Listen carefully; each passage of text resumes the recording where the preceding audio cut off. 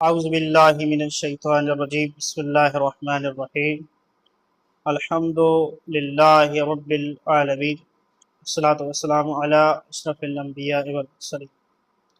وعلی اہل بیتہ الطیبین الطاہرین المعصومین سیما بقیت اللہ فی الارضین اما بعد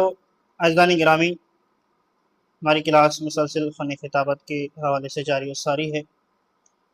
آج کا ہمارا 7واں درس ہے اور آج کے درس میں ہم بیان کریں گے کہ بہترین مجلس کیسے پڑھی جائے، یعنی آپ اس کو یوں بھی کہہ سکتے ہیں کہ بہترین خطیب یا بہترین خطیبہ کیسے بنا جائے۔ تو ویسے تو بہت ساری چیزیں، بہت سارے نکات، اس میں تقریباً 100 نکات سے زیادہ ہیں جو بیان کیے جائیں بہترین مجلس پڑھنے کے اور بہترین خطاب کرنے کے اور بہترین خطیبہ بننے کے یا خطیب بننے کے، لیکن چند نقطے میں بیان کرنا چاہوں گا مختصراً، تاکہ آپ لوگوں کے لیے زیادہ زحمت بھی نہ ہو، اور ہماری کلاس جو ہے وہ بھی 15 روزہ کلاس ہے۔ سب سے پہلی جو چیز ہے بہترین خطاب کرنے کی، بہترین خطیب بننے کی، وہ علماء فرماتے ہیں کہ مثالوں سے اپنی مجلس کو بیان کریں۔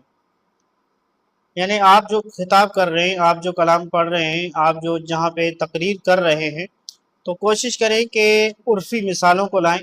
اور مثالوں کے ذریعے اپنی مجلس کو پیش کریں تاکہ لوگ آپ کے کلام کو آسانی سے سمجھ سکیں۔ تو بہترین مجلس پڑھنے کی جو ایک چیز ہے، یعنی جو ایک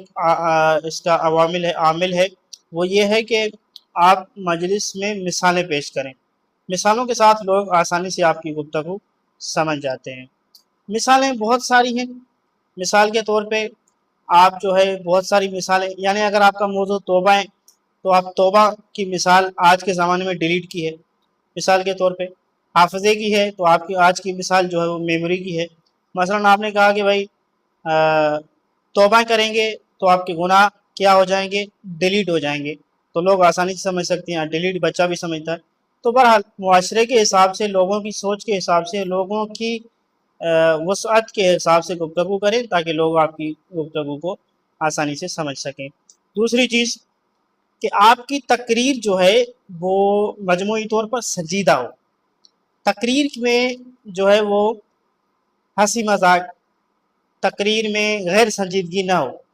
یعنی آپ جب ممبر پر بیٹھیں تو ایک سنجیدہ ہو کے بیٹھیں، پتہ چلے کہ ایک عالم بیٹھا ہے، پتہ چلے کہ ایک عالمہ خطیبہ بیٹھی ہے، ایک علمی شخصیت ممبر پہ جو ہے وہ جلوہ فروش ہے۔ ایسا نہ ہو کہ ممبر پہ بیٹھے ہیں پھر بھی ہنسی مذاق چل رہا ہے۔ اب یہاں پہ یہ دیکھیں، پہلے ہم نے عرض کیا تھا کہ آپ کے چہرے پہ ہلکی سی مسکراہٹ ہو، مثلا اس طرح ہلکی سی مسکراہٹ۔ اب اس سے زیادہ آپ مسکراہٹ نہیں کر سکتے۔ اگر آپ زیادہ مسکرائیں گے، خامخواہ مسکرائیں گے، تو لوگ سمجھیں گے کہ آپ جو ہے وہ سنجیدہ نہیں ہیں، اور آپ اگر خود سنجیدہ نہیں ہیں تو آپ پھر عوام کو سنجیدہ کیسے بنائیں گے؟ لہذا تقریر میں سنجیدگی ضروری ہونی چاہیے۔ تیسری چیز یہ ہے کہ وہ بڑی اہم چیز ہے کہ تقریر سے پہلے پیٹ بھر کے کھانا نہ کھائیں۔ اب بعض اوقات یہ ہوتا ہے کہ آپ بہت ساری جگہوں پہ ایسا بھی ہوتا ہے کہ کھانا عمومی طور پہ یہ ہوتا ہے کہ مجلس پڑھنے کے بعد دیا جاتا ہے، لیکن بعض جگہ پہ چونکہ مجلسیں اگر عشرے سے ہٹ کر ہوں، یا اگر عشرے میں بھی ایسا ہوتا ہے عمومی طور پہ کہ خطیب نے 3-4 عشرے پڑھنے، تو پھر مجلس پڑھ کے وہ چلے جاتے ہیں تو ان کے پاس ٹائم نہیں ہوتا، تو کھانا پہلے ہو جاتا ہے، ڈنر پہلے ہو جاتا ہے۔ تو وہاں پہ کوشش کیا کریں کہ پیٹ بھر کر کے نہ کھائیں، یعنی اتنا زیادہ کھانا نہ کھائیں کہ آپ کے لیے پڑھنے میں مشکل ہو جائے۔ اور اسی طرح پانی کے لیے بھی ہے کہ اتنا زیادہ پانی نہ پئیں تاکہ آپ کے پڑھنے کے لیے مشکل نہ ہو۔ دیکھیں، اگر پیٹ بھر کے کھانا کھائیں گے زیادہ آپ، تو آپ وہ خطابت اچھی طرح سے نہیں کر پائیں گے، تکلیف ہوگی آپ کو۔ اس کے بعد جو چیز ہے چوتھے نمبر پہ، وہ یہ ہے کہ اپنی ذات کے متعلق باتیں نہ کریں، اپنی ذات کی تعریف نہ کریں۔ اب بعض خطیب ہوتے ہیں نا، میں یہاں گیا، میں نے فلاں چیز کی، میں نے فلاں واقعے پڑھے، میں نے فلاں مجلس پڑھی، میں نے فلاں چیز کی، میں فلاں صاحب کے بیٹھا ہوا تھا، میں نے فلاں مناظرہ کیا، فلاں جگہ پہ مناظرہ کیا، تو ان چیزوں کو بیان نہ کریں۔ آپ کی علمی لیاقت سے، آپ کے پڑھنے کے انداز سے، آپ کے رہن سہن کے حساب سے، آپ کے چال و چلن کے حساب سے لوگوں کو پتہ چلتا ہے کہ آپ کتنے قابل ہیں، لہذا بتانے کی ضرورت نہیں ہے۔ یہ چیز معیوب ہے کہ آپ ممبر سے اپنی تعریف کریں۔ اس کے بعد 5ویں چیز وہ یہ ہے کہ اچھی خصوصیت جو ہے اس کو سامعین سے منسوب کریں، اور نقص کو، نقائص کو جو ہے وہ ہم سے منسوب کریں۔ مثال کے طور پہ کہ ماشاءاللہ سے آپ بہت اچھے سے سن رہے ہیں، ماشاءاللہ آپ علم رکھتے ہیں، ماشاءاللہ آپ مجلس میں جو ہے وہ اچھے بیٹھے ہیں،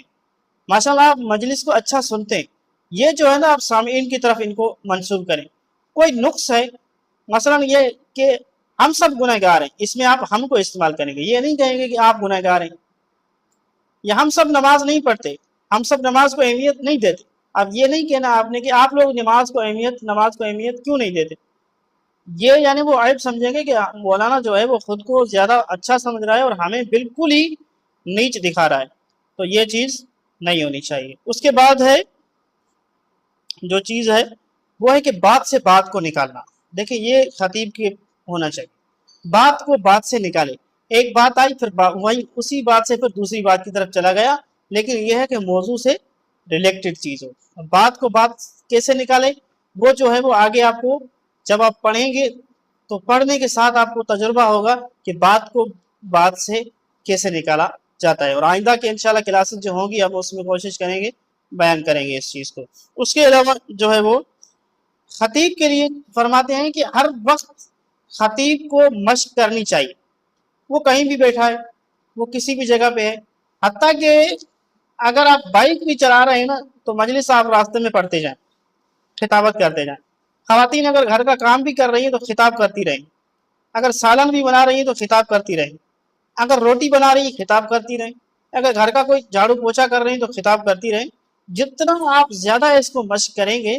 اتنا زیادہ آپ کی خطابت بہتر ہوگی، اتنا آپ کو اچھا آپ کا بیان جو ہے زیادہ بہتر ہوگا مشق سے۔ اس کے علاوہ جو ہے وہ